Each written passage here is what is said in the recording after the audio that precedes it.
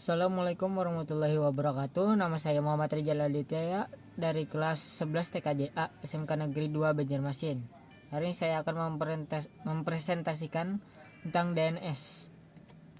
Yang pertama, DNS server. DNS adalah sebuah sistem yang mengubah URL website ke dalam bentuk IP address tanpa DNS. Anda harus mengetikkan IP address secara lengkap ketika ingin mengunjungi sebuah website.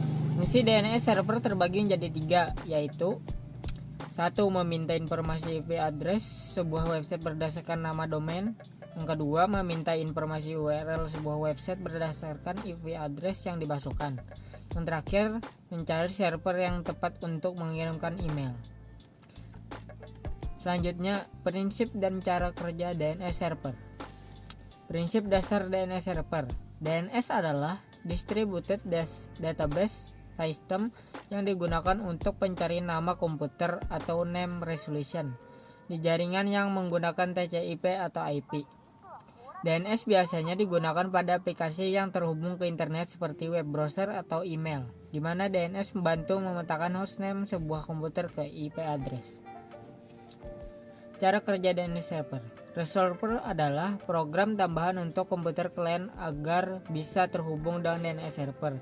Sebagai contoh, kita ingin membuka website atau misalnya google.com. Gunakan web browser dengan mengetikkan nama domain. Selanjutnya, forwarders. DNS forwarding adalah suatu cara yang dilakukan oleh DNS server mengubah arah pencarian dan permintaan DNS query yang dia sendiri tidak bisa menjawabnya. Selanjutnya, caching DNS. DNS change atau kadang bisa juga disebut DNS resolver change merupakan database sementara pada sistem operasi komputer yang menyimpan rekaman data IP dari nama domain yang sebelumnya telah dikunjungi oleh pengguna komputer. Tujuan DNS change ini, setiap kali pengguna mengunjungi sebuah situs web menggunakan nama domain, contohnya google.com, web browser pengguna akan melakukan permintaan ke internet. Tapi permintaan ini tidak dapat diselesaikan sebelum nama domain situs web tersebut diubah menjadi alamat IP.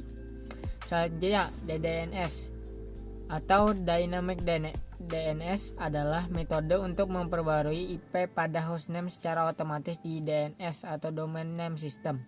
Dengan menggunakan DDNS, kita tidak perlu melakukan perubahan secara manual pada DNS ketika terjadi perubahan IP pada koneksi yang digunakan.